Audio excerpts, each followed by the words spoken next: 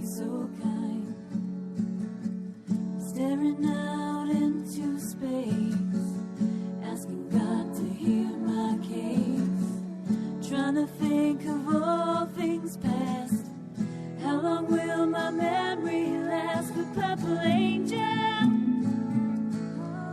purple angel, purple angel, you're next to me.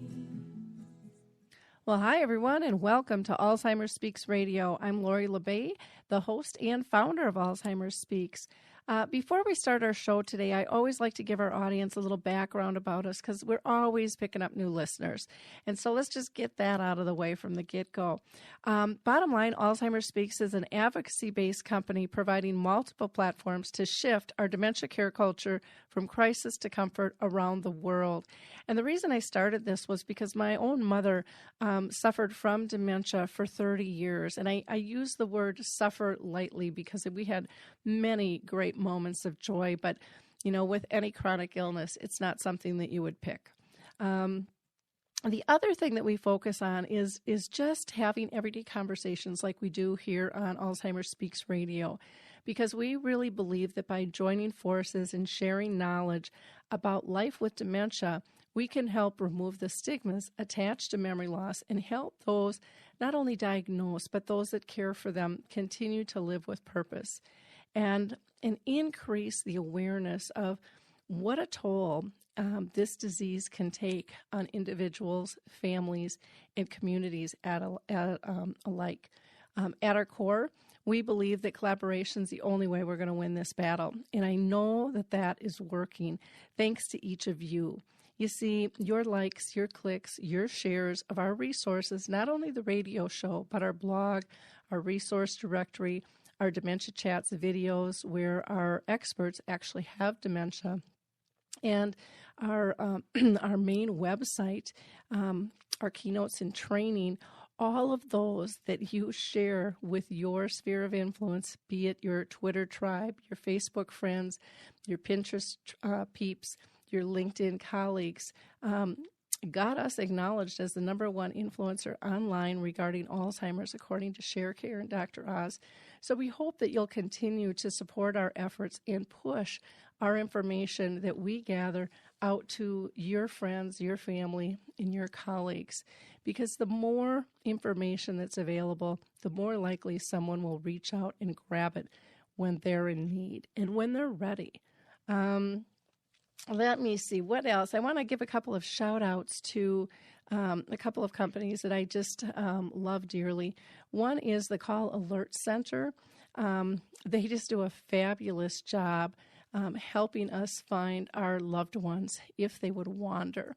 It's a very inexpensive approach, and to me, the value is definitely there. They also work with grandchildren and pets and college students or people who travel abroad as well. Again, the Caregiver Alert Center, and you can find information on alzheimersspeaks.com about them. Also, calendar cards, I have to give them a big shout out because they are really helping raise awareness and helping us find where memory cafes are around the country here in the U.S. And Dave over there is pulling the information together. It's very easy to use. In fact, there's a graphic on Alzheimer's Speaks. Just go to our initiatives and projects to the Memory Cafe, and you'll see a big graphic for the Memory Cafe directory if you're looking for one in your area. So with all of that little housekeeping out of the way, let's get started with the show today. I'm really excited. We have two fantastic women with us.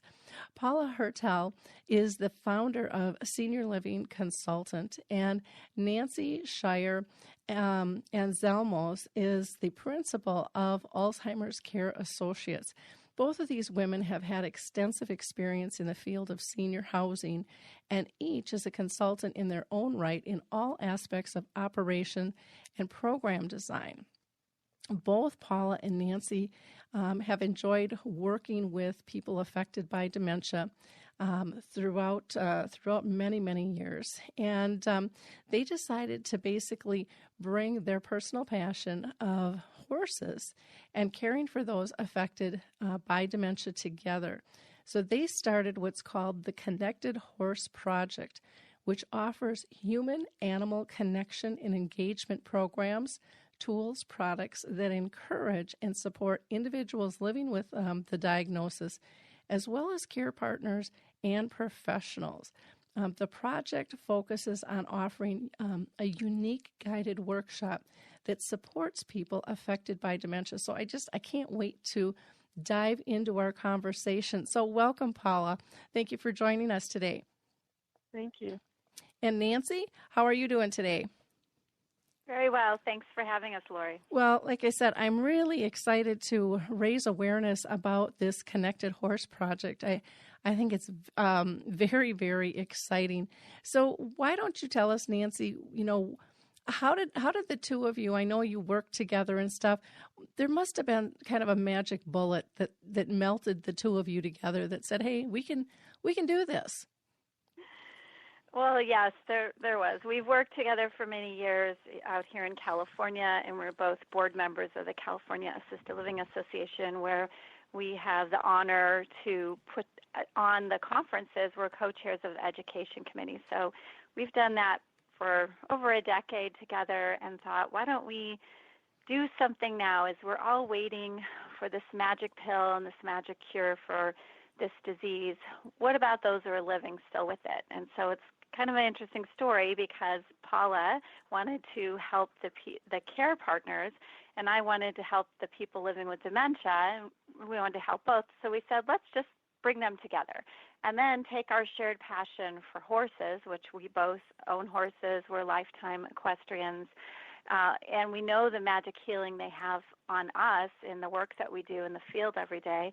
So we thought, well, if horses can help people with PTSD and the VA's doing work with them, and children with autism and other disabilities, well, why can't they help people living with dementia? So little did we know we were creating kind of a new model of a dyad approach where instead of separating people into two different research groups or subgroups, we wanted them to come together and work together as a family unit because this is a family process. It's a journey that everyone goes through together with the person diagnosed or the care partner.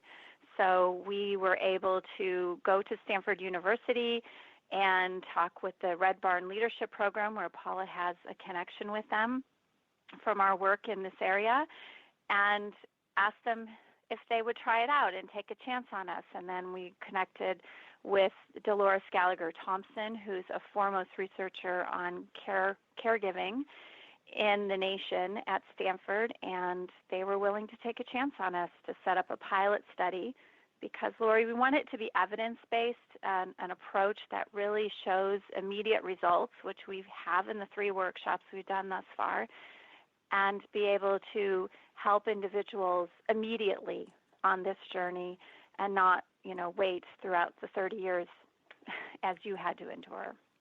Yeah, it can be an awfully long journey. I'm going to back up just to here because not everybody knows what a dyad is. Can you explain to people what a dyad is? Yes, I'm sorry. A dyad is 2 people, basically, a couple, but we also have mothers and daughters and friends and partners and sisters and whomever. So it's 2 people, the person diagnosed with dementia of any sort. We were mostly focusing on the younger, earlier onset, as well as the person who is their primary care partner. Okay. So they're together. Thank you for clarifying that. Just want to make sure everybody understands what that meant.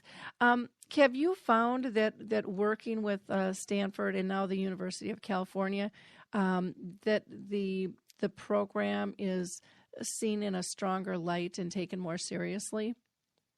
Absolutely. We presented some of our initial findings at the International Alzheimer's Research Conference in Toronto this past summer, as well as the Gerontological Society of America, and we're quite surprised in that realm that people were quite interested and know the healing effects of animals with humans. And so we felt that this would be a way to have people take it more seriously. Yeah, definitely. Anything that you want to add there, Paula? I think one of the things that is really important to us and what we're noticing in these pilot research studies is that it's the ability of this work to help strengthen the relationship between the person who has a diagnosis of dementia and the care partner is what has been so wonderful, is that these roles that people get stuck in of being, I'm a caregiver and now I'm a person labeled with this disease, those roles sort of start to melt away because they're both experiencing something new together, and this opportunity to share something that's new, to feel some of the anxiousness together of doing something new, and to be treated as equals in this workshop has been where we've seen most of the sort of dramatic and joyful exchanges. Well, I can see that. People have talked about, dogs and cats for years in terms of their significance, in terms of healing and calming and things. And so it's nice to see horses being pulled into this. I would also think that there's got to be great pride for many of them in terms of taking part in these studies because it's cutting edge stuff. And, anytime you can help the next person, I think it just always makes us feel a little bit better there. People do ask us about, well, why didn't you just do this with dogs and cats? It would have been easier. And to some extent that's true.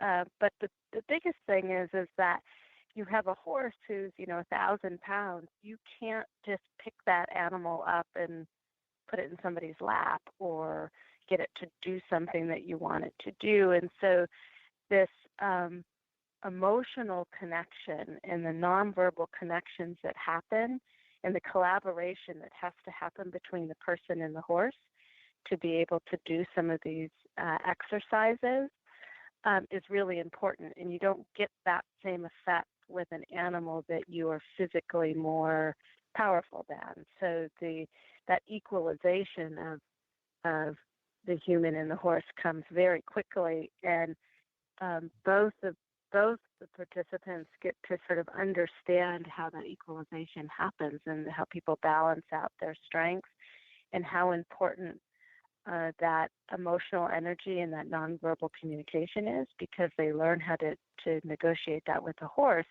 and then they can take some of those skills that they learned with the horse to use in their own lives with each other or with others in the community. And I'll point this one to Paula. Paula, do you find that some people are very intimidated by the horse initially just because of the size? Yeah, and I think one of the things that is really important, and this is going back to why we did the research piece, is that we want to make sure that our curriculum for this workshop is proven, and that the pace and the kinds of activities that we do are really beneficial. And so we start off very slowly, particularly at least half of the participants that have gone through our program have had very little experience with horses. And so they're, like you said earlier, Lori, they're interested in trying something new. This seems out of the box. Let's give it a try. But they don't really have an expectation about what they're getting into. And so our programs start off with really being aware from a sensory perspective of what's around you and what you're feeling and what you're hearing and what you're seeing. And then we do some what we call over-the-fence activities, where the participants are just getting introduced to the horse in a very safe environment with either a paddock stall or a fence in front of them. And so they're introducing themselves with just using their hands to the horse and getting to look at the anatomy of a horse, observing a horse in a herd environment. And then by the end of the workshop, they're leading a horse by themselves, or they're in a pen at what we call at liberty with a horse with no halter, and they're walking up and petting the horse and having the horse follow them. And so it happens very quickly, that trust and that sort of innate ability to read the horse and for the horse to read the human. But we don't jump right into leading the horse and grooming the horse and cleaning the horse's foot. We start off very slow so that trust builds. Okay. And the confidence builds. Now, did you mention like a panic pen? Is that what you called it? Or did I have a head cold, so I just had a paddock. It's like a stall. So they'll either meet a horse when they're in a stall, a small stall, and the horse's head will come over the stall door. Okay. Or out in a pen in the open. But those initial activities that we do when we're introducing the horses to the humans and the humans to the horses are done with either a stall in a stall area or with a fence, so that everyone feels safe and comfortable as we're doing the introduction. Okay. But it's amazing how fast, how curious the horses are, and how open the horses are to working with us and working with the participants, and how quickly the participants begin to trust themselves and to trust the horses. And then that anxiety, they acknowledge the anxiety, but then that sort of anxiety about doing something new or some of the fear that they may have of past experiences with horses melts away pretty fast. And we have trained facilitators who are working with the groups to talk about the experience and talk about some of the emotions that may come up. But you can see it. You can see the physical changes in people within, I'd say, 2 or 3 hours of being in the workshops, of that fear leaving and the anticipation of wanting to try to spend more time with the horses and doing something new takes over. It's really, I think that's what keeps motivating Nancy and I to do this, is that you see that transformation of kind of hope and excitement of doing something new. It motivates us to keep wanting to do more workshops. Okay. Nancy, about how many people do you have in a workshop? Well, we try to keep the group somewhat smaller. We split them up, but we have about 6 to 8 pairs of folks. And, it can't be too large. It depends how many horses we have. So at Stanford, we had a select number of horses we could use that belong to the Stanford Red Barn. And then at University of California, Davis, we are working with the School of Veterinary Medicine as well as the medical school. And so they've given us a few select horses. So, we find the dynamics of the group, we want it to still be small and intimate, someone like a support group can be. And, if it gets too large, then not everyone can have their voice. And so we find that's about the magic number. We'd like to make it a little bigger, but at this point for the research, that's about the number we're staying with right now.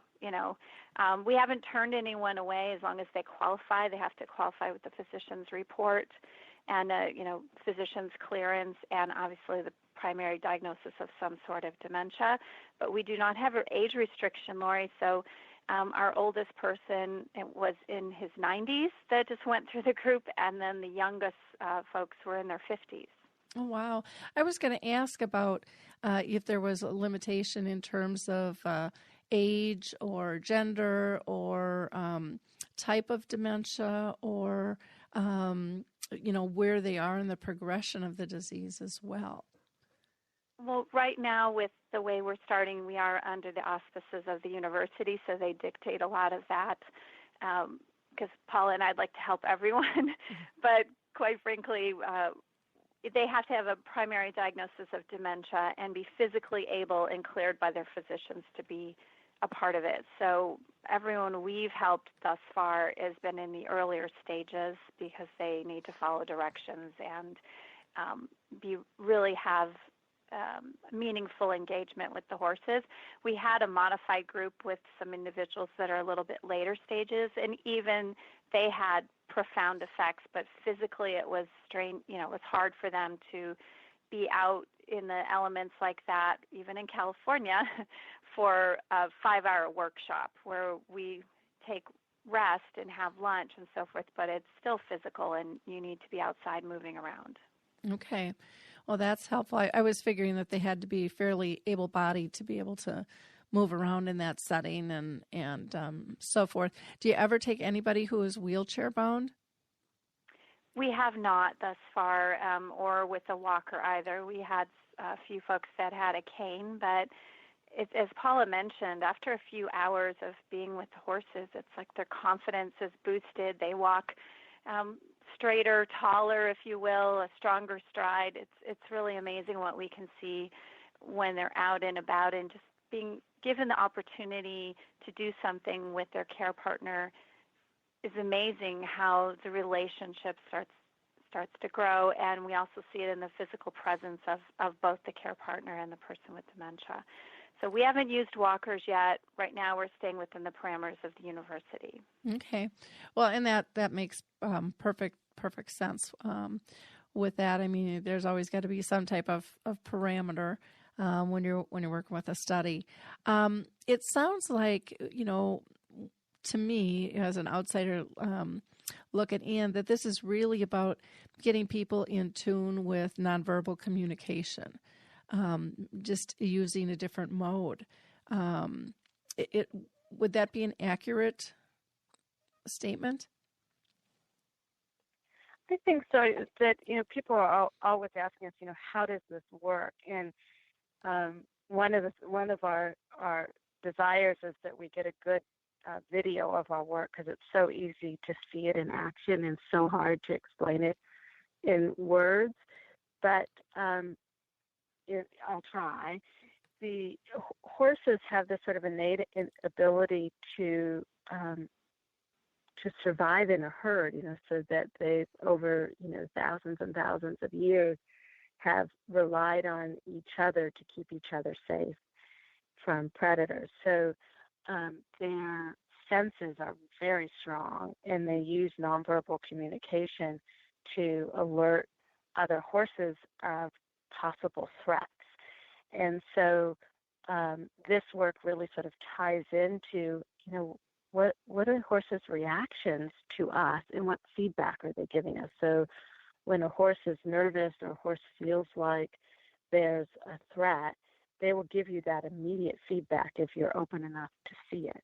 If a horse is feeling content and relaxed because the environment around the horse is safe and calm, you will immediately see that. And so our work, both with the horses and then some of the group discussions and mindfulness work that we do, is really allowing people to tap into their own awareness of their environment and their own awareness of how they're influencing that environment, both in positive ways and possibly negative ways. And what can they do to impact that, to change it? And so many of the activities are, what do you think the horse is trying to tell you, and what could you do to influence what's happening with you and the horse? And so it's that nonverbal negotiation and then getting that immediate feedback from the horse that allows people to sort of go, oh, I have some control of what's going on for me in this environment. And some of it is very subtle, but like one example of the last workshop that we went through, we had one horse left the barn, and so the other horses were sort of nervous and pacing back and forth. Where is that horse going? And our participants really picked up on this sort of anxiousness and a little bit of, I think people even talked about it as chaos that was happening in the barn. And then some horses were calm, and they were very interested in why. Some horses were nervous, and some horses were like, okay, that doesn't affect me, I'm okay. And one of the participants sat down next to one of the horses, just started to sing. And the horse came over to her and dropped his head, and then she was singing and petting the horse. And it was a beautiful exchange of a woman trying to help a horse calm himself, and seeing that immediate feedback that the horse responded to what she was doing to try to change the energy in the barn. And it just sort of came to her. She said, I haven't sat down and sang in a long time. And I didn't worry about being on key. I didn't worry about knowing all the words. It just felt like, the right thing to do. And those kinds of little gems happen, throughout the workshops for everybody. People seem to get what they need out of the workshop. And for each person, it's different.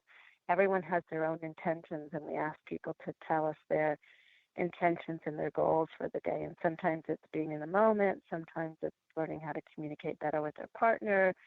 Sometimes it's about, being more present, being more patient.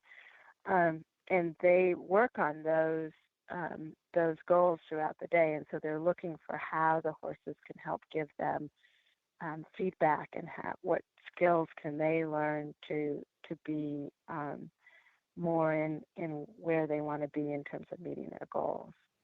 Oh, interesting.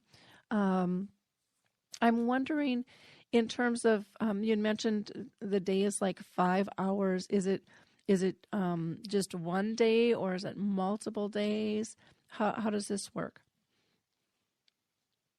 It's a 3-day program right now, and the first day is an introduction, and when we're doing the research, there's a certain amount of protocols and administrative work that we need to do, and so the first couple of hours is focused on the research component, and then we do an introduction to the barn and to the horses and what the expectations are, and we give the participants journals so that they can write down their thoughts and their experiences beyond the day at the barn. And then the next week they come back for 5 hours, which is a full 5 hours of working with the horses in the groups. And then the following week they come back for an additional 5 hours in a closing circle of work with each other. And it's amazing how fast this group bonds together too. And so we've done 3 workshops, and we've seen it in every workshop that the hope and the acceptance and the energy, the sort of positivity that comes out of being together.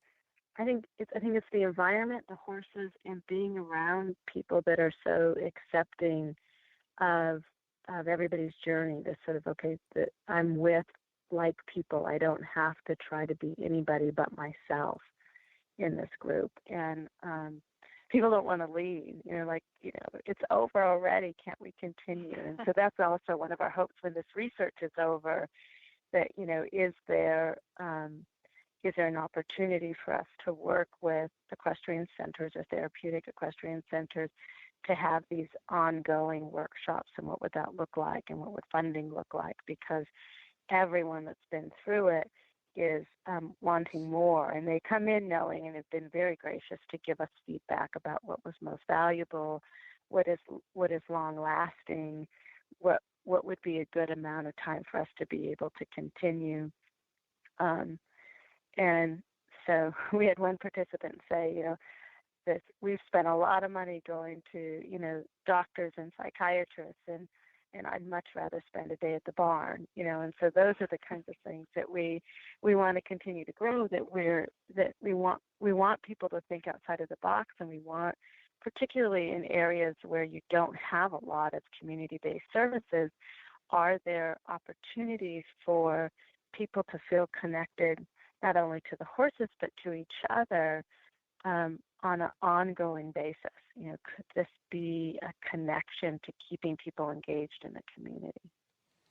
Well, I think it's just fascinating for all sectors, but I think about how our rural environment has, for the most part, a lot less support. And we hear that over and over and over again. And what a great way to utilize some of the farms that are already out there to help people with this community. I just think it's a brilliant way to get people to think outside of the box and just soften up basically, and look at things a little bit differently, and continue to live life instead of live via a diagnosis, and just get back into the normal everyday stream of life about, exploration and purpose and feeling like you fit in. Those things are so important, and it sounds like this program brings all of those things together for people. So kudos. Well, Go ahead. The other thing that it brings that I think we sometimes forget about because we come from the human service portion of our professional lives is that it's a gift to the horses too. So particularly at UC Davis, we're working with horses that are used to being part of research. Most of them, if not all of them, are retired older horses themselves, and they need purpose. And one of the things we talk about with our equestrian friends and contacts is that horses over their lifespan need new purpose too. So, before cars and automation, they were our mode of transportation. They were working on the farm so that we could put food on the table, and then they moved to more sport and high-end equestrian work. But that's becoming a smaller and smaller portion too. So horses, particularly older horses, need a job and need to feel valued. And you can watch the horses when they're in our programs. They're working, and so it isn't sort of this typical physical labor, but they're very aware of their therapeutic value in what we're doing. And so people in the horse world feel that it's really important to be able to show from a scientific perspective that there is a value, that there's a process and a value of putting programs like this together so that horses continue to have a purpose and have an important role in the connection between humans and animals. Okay. Well, that's a great point to bring out. It kind of made me smile because I think of even when I'm talking with my people with dementia on dementia chats who are experts, and I always thanking them for giving us great insights and guidance, and they tell me over and over again how important the work is to them and what they get out of it. So, to me, it reinforces that need for being relationship based, and that, no matter what we do, there is a give and a take on both sides. And I think sometimes that gets ignored in this fast paced life that we lead. And, your project, it kind of also reminds me of time with my mom, where she taught me to turn off my phone and put down my pager and walk away from your computer and just sit here with me, Lori, and just be in the moment. And it sounds like that's very much what's happening with your people and the horses, is they are creating their own unique and very authentic moment that is valuable to both sides. Yes, you've got it. Now, when you guys first started this, and I'm going to throw this to Nancy. Nancy, did you have some particular outcomes that you were hoping for? Yes, we had hoped that first it would be just an alternative way to grow the relationship between the care partner and the person living with dementia, because once you get that diagnosis, your whole world changes and people treat you differently, and we really wanted to just grow and strengthen that relationship. And so that was something we didn't think we would change cognition in a short period of time, but we certainly had hoped we would reduce their stress and anxiety and give them better sleep, which are some of the outcomes that we found in the preliminary study so far, and have the care partner feel that they were more supported, that they weren't just on this journey alone. And that was one of the other things we measured, and we're able to see some significant changes in that. And, that was kind of our hypothesis. So we were beyond thrilled when we saw some of the data come in, and it did support what we had hoped to see. Mm-hmm. And were there any surprises that just really took you back, Nancy, through this project? Oh, that's a good question, Lauren. As a practitioner, as a gerontologist working with this population for so many years, I've always been surprised when you see those magical moments when someone just clicks and they come alive and they're able to really start articulating things that were important to them either in the past or present time. And that still surprises me to this day when we saw people that were, quiet and maybe labeled somehow that really that wasn't the case. They were just unsure of what to say and weren't sure of the process they were on, and yet we saw them, almost wake up and become more articulate, give us eye contact, their posture improved, they became engaged, they were able to speak longer in sentences, engaging with each other, and even the care partners were just so surprised at this outcome that happened, pretty quickly, very quickly. And after leading support groups for so many years as a volunteer, I just can't believe how quickly people progress in a short period of time. And that's the horses. They've taught us that. They're our teacher. We're just facilitators, and we're able to see the horse is able to bring this out in them, this enthusiasm and zest for life again for both sides. That's neat. Paula, anything you'd like to add? I think when we first started, my biggest surprise was how fast people began to trust the horses and trust each other. And I wondered after our first group, I wonder if it was just we got lucky with a group that had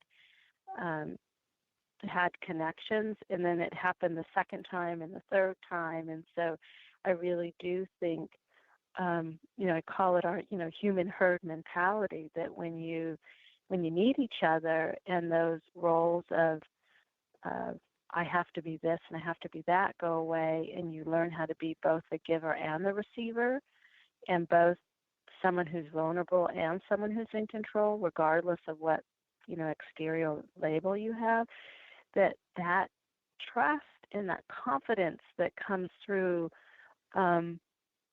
all happens in somewhat of a magical way, but it is really fun to see, and it's fun to hear the sort of verbal responses that come from participants when they say, look, we're all in step, we're in a herd with these horses, and they start to see it themselves.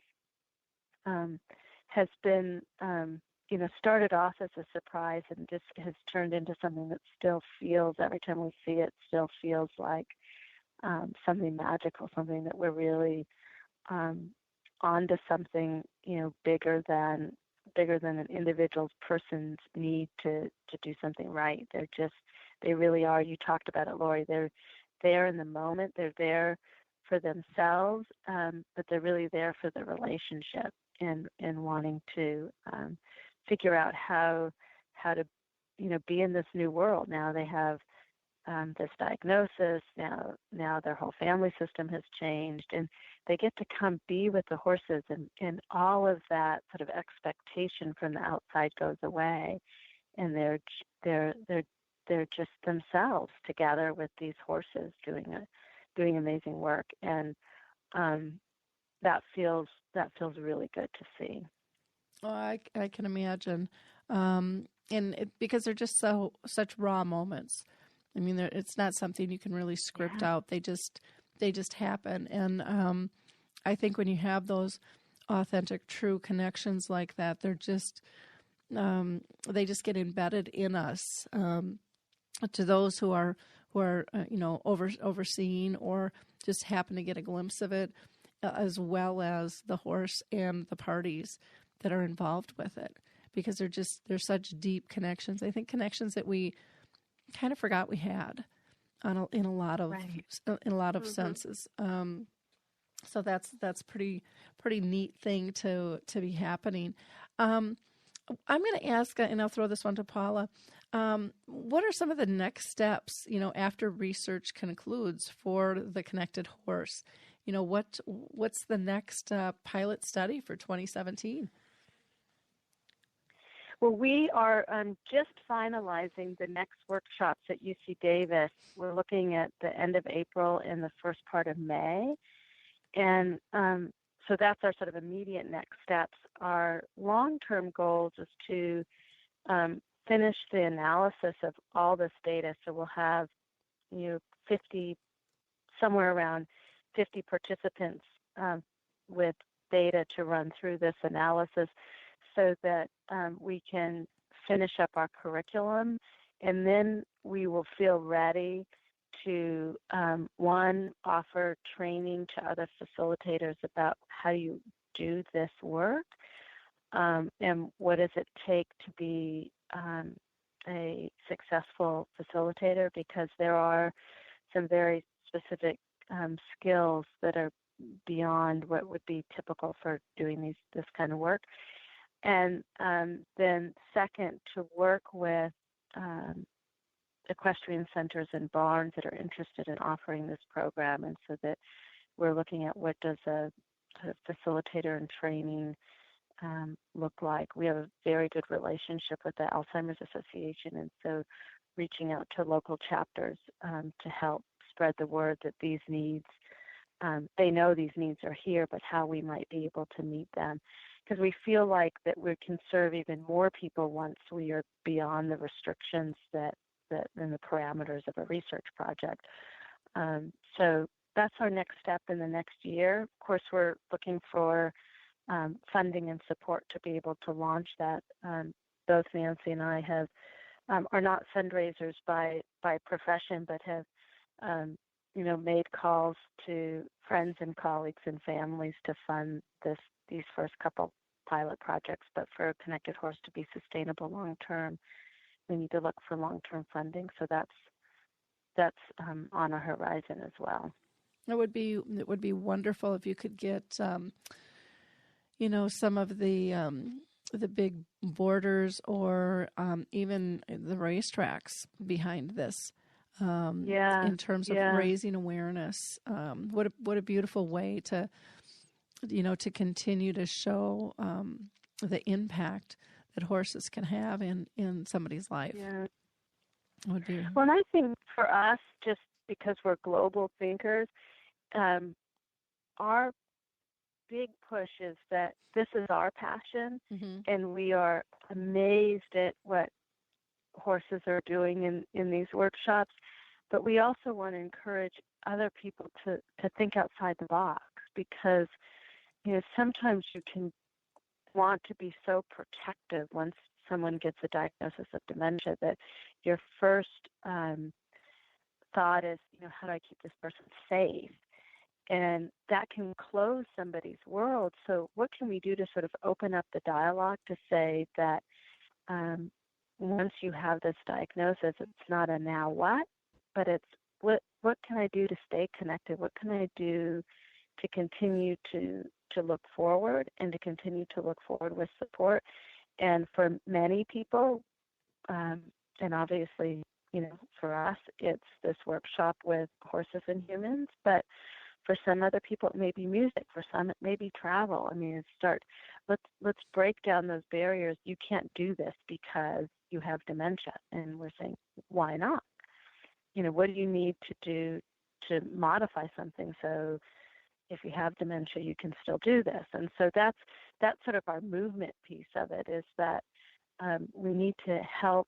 I think you talked about this earlier when you were introducing your program, Lori, that sort of break down the stigma to be able to talk about not, oh no, now doors are closing, but no, doors are opening, and we need to be really creative to keep people engaged in the community so they're not segregated or judged or thought as more infantile. It's that, no, now this is a part of who I am, but I'm going to continue to live my life, and I'm going to continue to work on my relationships, and we're going to do this together. I'm now not dependent. I'm I just have another dimension of who I am. And so that's sort of our message, and we're trying to carry that message through the work that we're doing with the horses. Wonderful. Well, there's, and I cannot remember the man's name, but I'll have to connect you with him. There's a man in Montana that is doing adult day on a farm, because apparently over in the UK, most of their adult day is farms where people can actually participate. And it might be something of interest to talk with him to see if that could be incorporated in what he's doing, because it's all about letting people have purpose and being connected and, still being able to participate. And I feel horrible. I can't remember the name of it, but I did a show. If anybody scrolls down through the old ones, they'd be able to find it. And maybe I'll be able to find it here before we end as well. But I'd love to be able to give you that connection. That'd be great. So as far as care partners, what kind of comments have you gotten from them in terms of not only what it's done for maybe their loved one that they brought, but for themselves? Can you give us a couple of examples, Nancy? Yes, thank you for that question, because we feel like we're kind of spreading the seeds of inspiration, and the horses are doing that through the workshop, and the care partners have come back to us and said, they just really have this visual, strong, lasting, emotional connection with the horse and what they've done with their loved one, and it gives them inspiration that they can continue living and doing things. And as Paula mentioned, it's not debilitating. We're not just a physical being. We're so much more than that. And so they've come back to us and said, most recently one woman shared with me that she's going to fight this thing. Her husband said, I'm going to fight this, and I'm going to do everything I can to be as active as possible. We're going to stay involved in all the community things that we do. And then also something else they were going to start up. I mean, really bonding that couple or that care partner relationship together is important. We had another woman who, just felt like she wasn't sure where she was going to go next. And after being in this workshop with her husband, she again said to us, we're going to continue. They booked a trip. They were going on vacation, another honeymoon together. I mean, they started really just realizing that it hasn't ended with that dreaded D of dementia diagnosis. I say it's like the scarlet letter. You get stamped with this, and then people just stop living. And it got them to think outside of the pathway they've been on and really take the reins, so to speak, and steer their own course of what they're going to do together. And it's just amazing how healing it is for both parties. And the care partner feels like they also remember to take time for themselves, be more mindful of processes, and take a deep breath. When you're near a horse, it's just a mirror to you, and that's what they learned as well, is that how much of the way they react creates some of the chaos that they might feel like they're living amongst. And so it really is a visual reminder for them that they carry with them. We also give them a photo album at the end of all the photos so that they can pull it out. And one care partner shared with us that, her partner would just, every person that came in the door would start telling them about this experience and showing the photos. And she said, I don't care if I've heard it so many times. It's just so wonderful to see her joy from being involved in this process. So I think it helps both sides, Lori, and that's gratifying to Paula and I, because after working in the field for so many years, we just needed to feel hope ourselves that there is a journey that we can be self-directed and that people can, move forward from that diagnosis. Oh, that's fantastic. I love that you're doing the photos, and that memory is captured to relive and to share. That's absolutely fantastic. Paula, is there anything you'd like to add? I think that Nancy's captured it pretty well. I mean, for me, the hardest thing has been that that as facilitators, we come in without having our own outcomes. And if we can let go of what we want to happen, that's when we really see these gems in some of the stories that Nancy has shared, that people, because we're meeting people in a window of time, so we don't know their whole relationships. And so when we see them come through and they share stories, and when Nancy was talking, I was thinking back about a mother and daughter relationship that we had in one of our earlier workshops, and it appeared that it was a hard relationship, and the daughter was in her late 20s, and so had her own life struggles around career and relationships, and her mother was moving in with her, and she was trying to sort of figure out what does her long-term future look like, because she had so many sort of developmental stressors on her.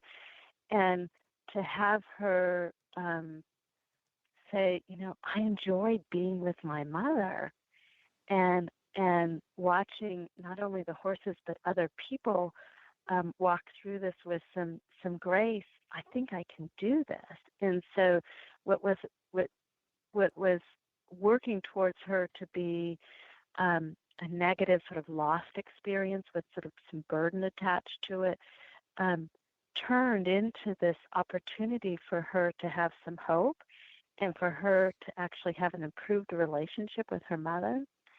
And I couldn't have scripted an outcome like that, through my sort of cognition or professional sort of desire to try to control something. And if you just let it go, these things that are meant to be worked out, if people come there and sort of open up to the experience of truly being in the moment, they have some of these aha moments that are really beautiful to watch. Oh, that is really neat. And I am a true believer, if you can let go of that control, amazing things can happen. When we just, the saying is let go, let God, or whoever you believe in. It's right. pretty powerful stuff to see unfold before you. One question I did want to ask is how have you been able to get people to participate in the program? What have you done to kind of raise awareness so people know that you're there? Well, we've Nancy, worked you with want to Paula take that? mentioned.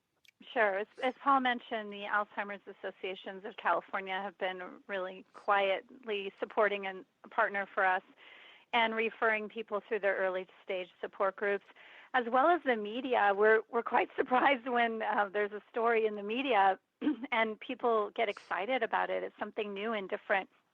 So we've had a few articles in the local newspaper. We're going to have a story on a local TV station. The medical schools have helped us by putting things out on their blog. And it's really been word of mouth. And it's that social media piece that's interesting, how it takes effect. And in the horse world, people say, oh, yeah, we know this works. We had a reporter reach out to us from Florida who heard about us and wants to have a story in another magazine that she writes for. And so that's how it's been, just this word of mouth. We already have people interested in April that heard about it from participants who did it already with us, other people that have gone through. They want us to hurry up and get the research over, Lori, so we can just start having these programs regularly. And that growth amongst the care partners talking to each other and the supportive services that are in our community has really been amazing strength, and we're really blessed by that because, people hear about us, they call and say, what can I do to be in your study? And the first time out, it was a little difficult because it was the first time, but now I think it's growing. It's word of mouth, and a friend told me about a woman who came back to her early stage support group and just told the entire group about the amazing experience that she had with her husband. And so half of that group wants to join.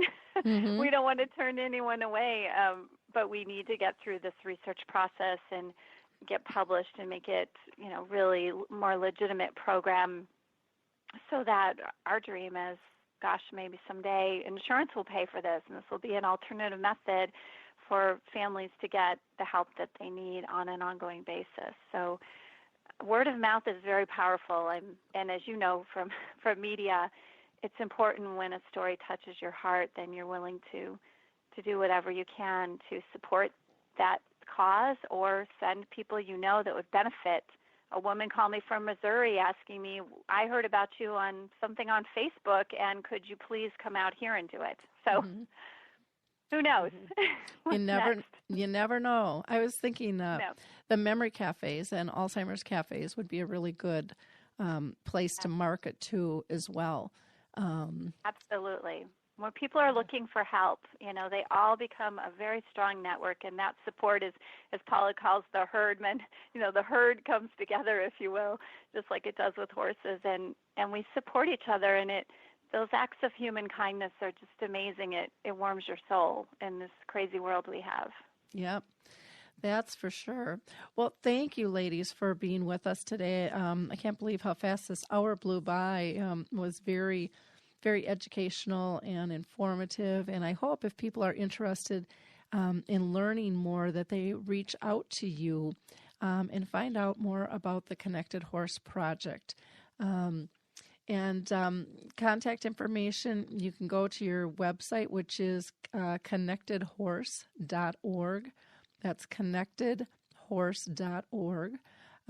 Or there's a phone number, which is 916-708-4904. That's 916-708-4904. We would love to just see these all over the country. That would just be amazing to be able to help people. Any last comments that you have, Paula? Well, Lori, thank you for opening up your time for us to share our story, and I hope that it touched some people's hearts, and know that both Nancy and I are open to talking to anyone anywhere, because I really feel like the network of all of us working together can only be helpful to everybody. So even if you're not in California and are interested in what we're doing, give us a call, because we really feel like we want to grow this. We want to collaborate with like-minded people and people who have the energy and the support to want to continue to do good work. So thank you for letting us share our story. Well, again, thank you, Paula, for being on the show. Nancy, any last words? No, just a big thank you, Lori. We very much appreciate your interest in our program, and so glad you reached out to us so we could have this opportunity. Wonderful. And I will get back to you with a contact for the Care Farms in Montana, because I know that he's looking at wanting to expand those as well. I want to thank all of our listeners. Again, if you wouldn't mind sharing this with your social media tribes, I think this would be a great new and exciting way to connect with people with dementia and find some wonderful, wonderful experiences behind it with the Connect a Horse Project. If you are new to our excuse me, I have a head cold and it's getting the better of me right now. If you are new to our network here, Alive and Social, you might want to check out What's for Dinner Tonight with Rachel Perrin, who is a culinary directory for Kowalski's Market, along with her producer and sidekick, Adam Lee. They talk about all kinds of seasonal flavors and favorite foods and trending topics, probably a lot, which is diet right now. After the first of the year, their podcasts only average 10 to 15 minutes per episode, but yet they have a lot of assistance in making dinner plans quick and easy, and you can find a complete menu at Kowalskis.com, which is KOWALSKIS.com. If you haven't listened to our shows before, you may want to go back. We have years of shows, that podcast, that you can go back into the archives and listen to. We just had a man on, Rick Neymark, talking about Gifts Wrapped in Alzheimer's, a book that he wrote. We've had a couple of different women on about traveling. One was an attorney who has turned travel companion. Another one talks about travel destinations and even does caregiver cruises. many, many different topics. So check out the archives, and again, feel free to push those out. On January 7th, we had a great conversation on dementia chats, and we talked about moving and construction and remodeling with our experts who actually are diagnosed, and I think you'll find their insights extremely valuable on how difficult even small changes in the house can become for them. If you're interested in an upcoming preview of His Neighbor Phil, feel free to reach out to me. Those you can't see in the theater and you can't get on DVD. It's only by sponsors only. I will be showing that film January 26th in Vadnais Heights in Minnesota. I will be in Schererville in Indiana on February 13th and Mokena, Illinois on the 14th, and I'll be in Algonquin on the 15th. So we've got a few around the country. Love to have you be part of those. In closing, I would just like to remind you that if you become a member on Alzheimer's Speaks, you're able to go into our tools and product area. And one of the tools that people have told me they really appreciate is called Your Memory Chip, which teaches us to stop focusing on our list of to-dos and our task list, but really focusing on, are they safe? Are they happy? Are they pain-free? Until next week, have a blessed day. It's time to rethink, renew, and reimagine retirement. Hey everybody, Jared Sylvester here, host of Retire Repurposed. Now, this podcast is about the non-financial parts of retirement, which many times can be even more challenging than the financial. We believe retirement is not the end, rather the beginning of what could be the most impactful, purposeful, and fulfilling season of a person's life. So don't retire, become repurposed. To listen now, search Retire Repurposed on your favorite podcast platform, Senior Resource, or Life Audio.